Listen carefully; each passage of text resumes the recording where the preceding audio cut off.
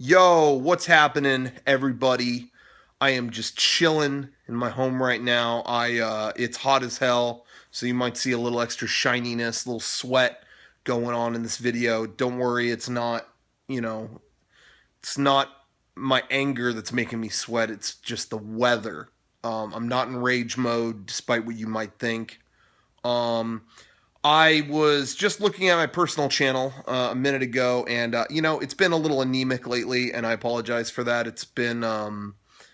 There's been so much going on that it just kind of has suffered as a result. But I was surprised how much reaction I got to my video about RPGs that I posted, where I just kind of had a train of just a random spat of thoughts about why RPGs aren't as exciting nowadays.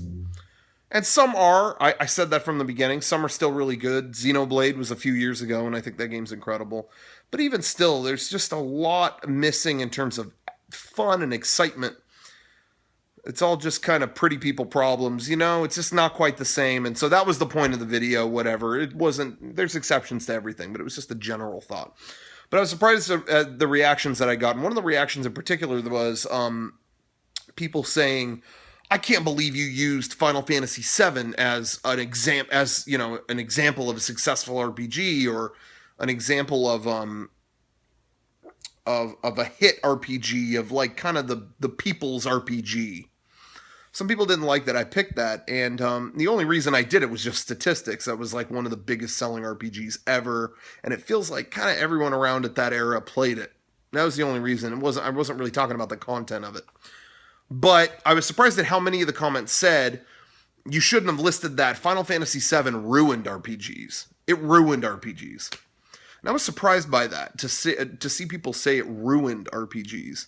Now, I'm not even going to argue whether that's true or not, because honestly, I could go either way on it. It's one of my favorite games ever. I think it's great. I don't think it's the best, but I think it's really good.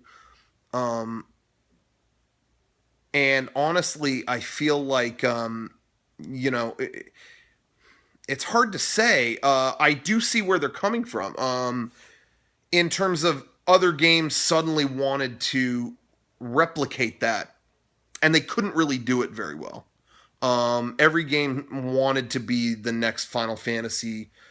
You had quick imitators. You had like Legend of Dragoon. Remember that game? You had a lot of games like that, and it kind of set up this thing for what would make Final Fantasy popular. It was very much like, how cool can we make the characters look? It's almost like Final Fantasy VII's characters were cool by accident. You know what I mean? Like Cloud and Sephiroth. But then after that, it became like, look how stylish our main character is. Look, he's brooding too. Squall. He's got his own special sword. He's got, it kind of, some people claim it ruined RPGs. Or that maybe it dumbed them down for a generation, or it, in whatever way. There's a million ways you could say that, but some people claim it ruined RPGs. And that got me thinking. I know a lot of other stuff that I really like that people claim ruined things. There's a lot of people who claim Evangelion ruined anime.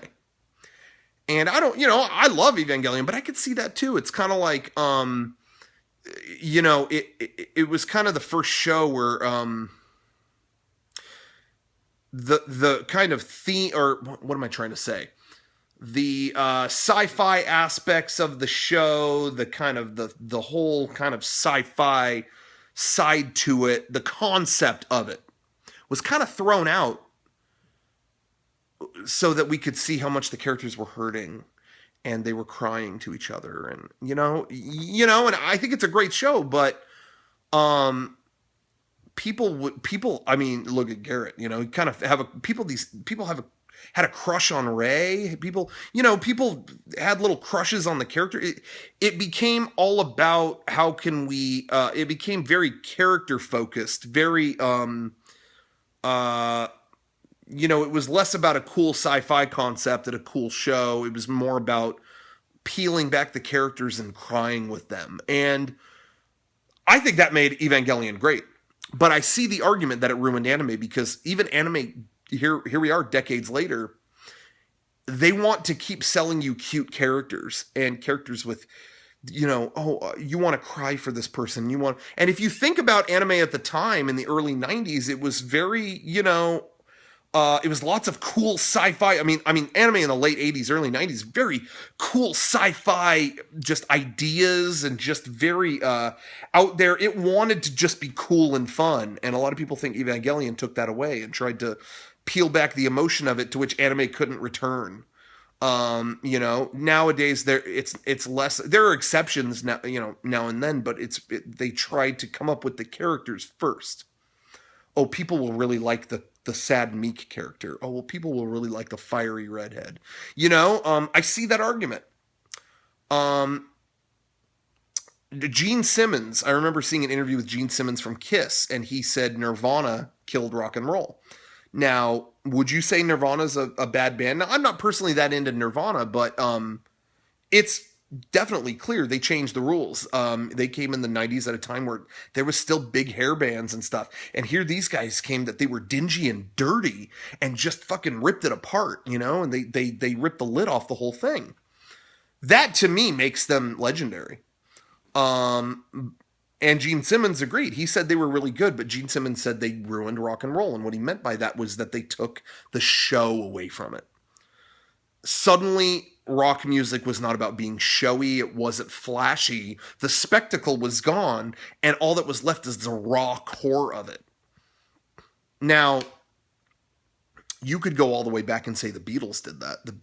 Music was always just kind of dancey, fun, whatever, and men were men, were real men.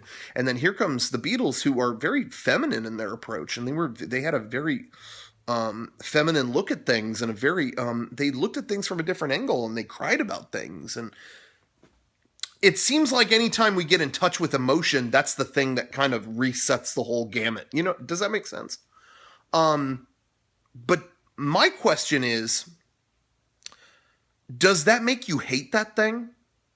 Because they did that, do you hate the Beatles or Nirvana? Do you hate Evangelion? Well, some of you might, but I can totally see that it may have wrecked anime for years to come, but I don't hate it for what it did, because to me, it's the thing that broke the mold. And that's how I feel about Final Fantasy VII, too, is there's things you could hate it for about what it did to RPGs, but I feel like it may not be the first of its kind or the last of its kind, but it hit at an important time, and it was an important game. So anyway, my question to you is, what do you think about those things in terms of, what in your mind stands out as something that ruined something? Did Nirvana ruin rock and roll? But do you hate them because of that? What ruined something forever? You know what I mean? What kind of fills that role in your mind? I'm curious about that, because like I said, I was really surprised when they said, Final Fantasy VII ruined games. But do you hate Final Fantasy because of that? Do you hate it for that reason? Do you think because something altered things forever, should you hate that original product? Me personally, I wouldn't hold it against the thing that broke the mold. I think everything else, if Evangelion did ruin anime, I think I would hate every show that wanted to be that afterwards for being a lame imitator. I wouldn't hate the original product. That's just me. That's what makes sense to me. You could look at even movies that way. I mean, Star Wars movies were kind of not the same after that. That kind of created the Hollywood blockbuster, and I wouldn't hate Star Wars for that. I guess it didn't create the Hollywood blockbuster, the summer blockbuster, maybe. I don't know. And even though maybe that's a stale marketplace now, it didn't used to be. I wouldn't hold it against Star Wars. So, do you hate something that everything afterwards, I use another example, superhero movies. There were really great superhero movies in the beginning. I think they're fucking tired now, but I don't hate Batman, like the original Batman, because of it. I don't hate Batman Begins. I don't hate, the original Spider-Man isn't that entertaining now, but I don't hate it because superhero movies were saturated afterwards. I don't hate it for that, even though it started it. So, can you still love something that things crumbled for later? I guess is my question. Does that make sense? I don't know if I'm making sense. It's just more just stream of consciousness stuff. So I'm curious to see what you think. Anyway, it's hot as hell. Fuck this. I'm just gonna sit in the fridge.